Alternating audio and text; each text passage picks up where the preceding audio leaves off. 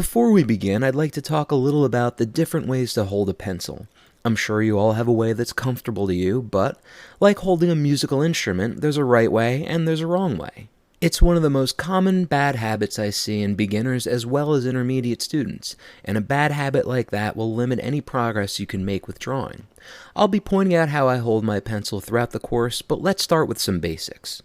This is a mechanical pencil with 2B lead in it. As I've mentioned before, in my opinion, it's the most versatile lead, so you'll see me using it to do my preliminary drawings and a lot of basic shading during the course. You'll be changing the way you hold your pencil throughout your drawing, depending on what effect you need to achieve. Holding your pencil close to the tip like this will give you shorter, sketchier lines. It's good for applying pressure to your pencil to make a dark line and for control over detail like an eyelash. The further back you hold it, the wider your strokes are going to get, and the more control you'll have over the pressure you put on the pencil. Let's take a look at my finger configuration when I hold the pencil at this distance from the tip. The pencil rests on my ring finger and on the top of my hand. The pressure and some of the motion is controlled by my middle finger and thumb. But look at my range of motion. As you can see, it's limited to about 1 inch. And by the way, my pointer finger is almost unnecessary in this configuration. It's moving with my other fingers, but not adding any control. The majority of the motion is in the movement of my arm, and not even at the wrist. As you can see, that's completely stiff. My elbow joint is doing all the moving right now. Most people think drawing is in your hand. I say it's in your whole arm. As you can see, that's given me nice, straight, expressive lines. Notice I'm not applying the pencil both ways. That would make a scribbly line like this, which doesn't look good. I'm only applying the pencil to the paper and drawing a line from left to right, then lifting it up on the way back to the left. This is going to take some practice for those of you who are trying hatching for the first time, but don't worry, you'll get plenty of that in this course. So now that you understand the movement your hand has to make, you have to make sure you aren't limiting your range of motion. Here's what I mean by that. The surface underneath this piece of paper is glass. It's smooth and nice to draw on, but the problem with that is that your skin sticks to glossy surfaces. The solution is to put a piece of paper down under your arm. The paper is smooth and matte, so your hand won't stick to it. That'll also come in handy to avoid smearing the pencil lines beneath your hand when you work over areas that you've already drawn or shaded on. Allowing your whole arm to flow freely is incredibly important because drawing needs to capture the energy and gesture of the subject. I'm sure you've all seen drawings where you can tell the artist is talented, but something about the drawing just isn't dynamic. That's usually because they're restricting their movement somehow and forcing themselves to make shorter, stagnant pencil lines. Most of the shading you're going to see me doing throughout this course is done by building layers of crosshatching. That process is simple. Just put down a set of parallel lines, then another set of lines over it from a different angle. The more layers of lines I put down over the crosshatch, the more solid the area gets. Eventually it stops looking like overlapping lines and becomes a solid value. Building a value this way ensures that I'll have complete control over its darkness or lightness. A common mistake is to pull your pencil line forward from right to left. That's fine for shorter lines if need be, but that's not ideal for these longer hatch lines, because hatching inward gives you those little hooks, as you can see. That happens because I'm not relying on my arm to make the motion. It's the limited range of my fingers that's making the line curve. So I would say the rule is longer hatches go from right to left, but it's okay to hatch inward if you're making shorter, tighter lines. I'd like you to do a quick practice run to get used to shading this way, and just to loosen up. Take a piece of 8.5 by 11 paper like this one and start with a 2B pencil, and just cover it with crosshatches. This is also a good way to loosen up a bit before you begin a drawing. I do it before I start a sketch, the same way a musician will do some scales before they walk out on stage to perform a concert. Try a harder lead like an H to see how that feels in comparison.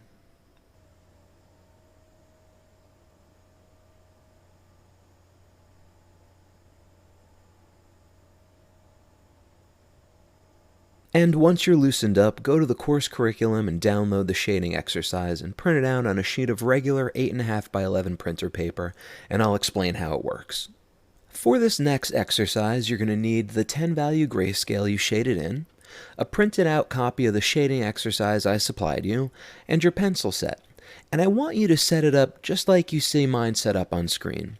Tape the shading exercise and the grayscale next to each other and line up the pencils with their corresponding values. Here's how the exercise works. As you can see, each box in the blending chart has a number in it. I'd like you to fill that box with the corresponding value, using its designated pencil. The brackets above the boxes show the distance I would like your blend to span. Notice each set of boxes has a specific blending technique I'd like you to use to achieve the gradient. You'll find the list of the different types of blends over here on the right-hand side of the chart: scumbling, cross-hatching, linear shading, and using the shading tool. Don't worry if you're a little confused, I'm going to demonstrate each blend for you before you attempt it. Let's start at the top. Rather than going from left to right, I'm going to begin with the 10th value square and gradually get lighter as I move to the left. This may seem counterintuitive to some of you, but let me explain. I'm going to change pencil leads from 6B to B and finally to an H to create the transition. And harder or lighter leads can go over softer or darker leads easily. But softer leads like the 6B can't go over areas you've shaded with a harder lead, like an H. It ends up looking spotty and patchy because the harder lead leaves indents on the paper. So it's best to work from dark to light. Because the gradient has to go this distance, I'm going to take my 10th value to about here. Then I'm going to switch to a B pencil and shade to about here, and finally move to an H to finish transitioning to white. But the challenge to making a gradient that spans 10 values isn't just as simple as going from dark to light. Softer leads create larger grain, while harder leads leave almost no grain at all. So you're going to learn how to manage that transition in this exercise as well. As you can see, the suggested blending style is scumbling, so begin the 10th value box by making concentric circles and start building up the value using light pressure. As you can see, if you look in the bottom left-hand corner of your screen, I'm using a 6B lead, and as I mentioned earlier, scumbling is preferred with a pencil lead this soft, because it doesn't hold the point long enough to get a nice hatching line.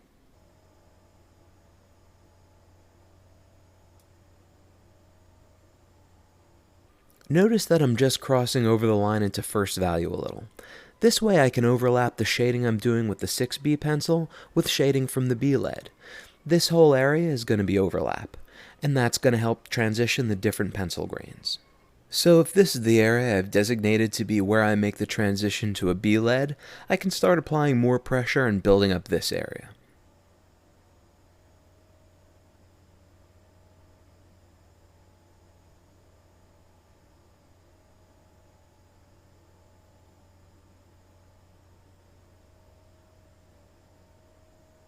This area should be about 5th value, because the B lead is 5th value, so I want the overlap to match, and I can lighten it from there. I'm going to break the box into thirds, applying the most pressure to the third on the right.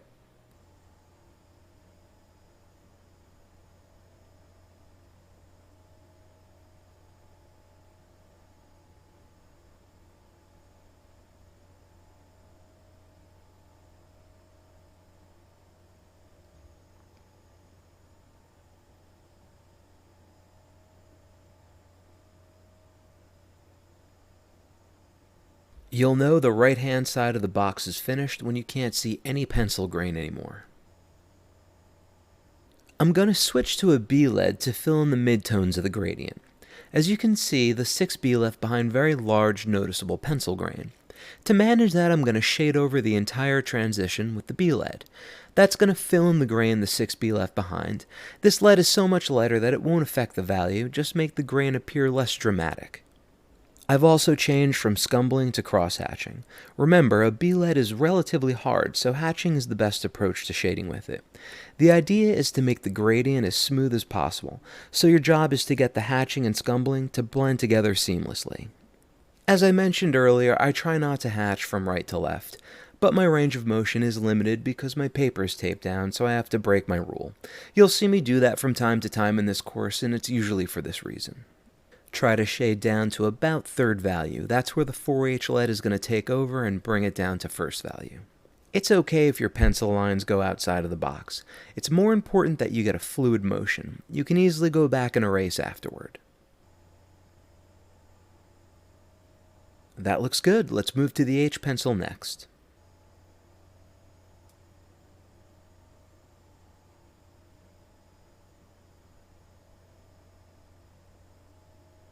Crosshatch right over the hatching you did with your B lead to acclimate the two leads and make the transition smooth. By the way, by now you've probably noticed that my shading, and probably your shading, has a lot of texture to it. That's deliberate. We will move to smoother shading later in the course. The further towards the left, the less pressure you should be applying to your pencil, and the fewer hatching lines you should be drawing. And leave about this much of the rectangle plain white paper. Now just run your rubber eraser past the outside of the box to fix your line. It shouldn't take more than 1 or 2 passes, and you should be left with a perfect gradient.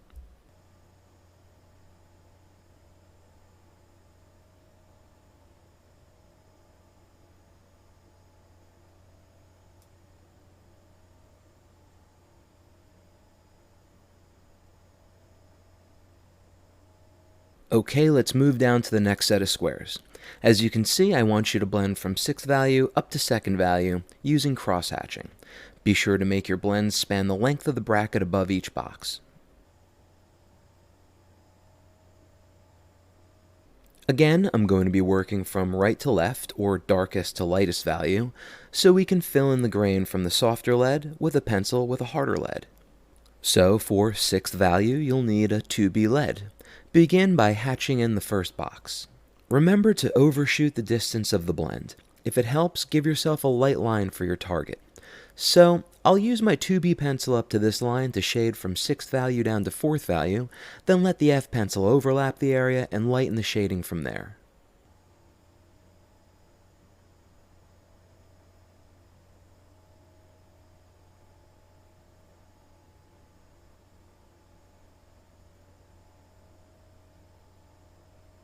Gradually build up your shading. It's best to hatch in as many random directions as you can to make the value as consistent as possible.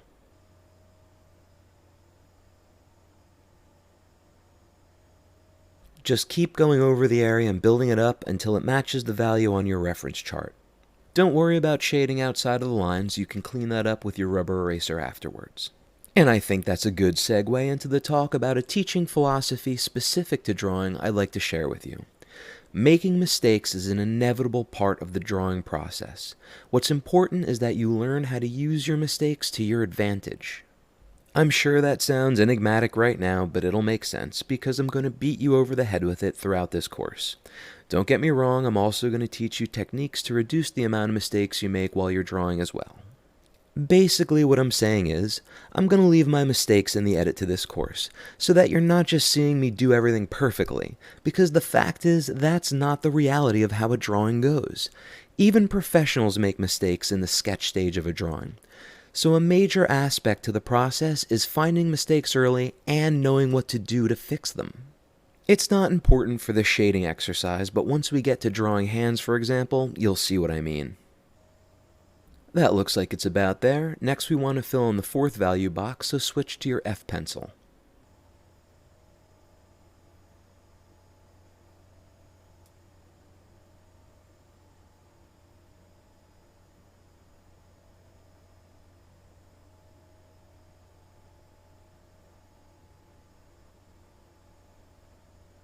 It's getting close, just keep comparing it to the 4th value box in your grayscale until it matches.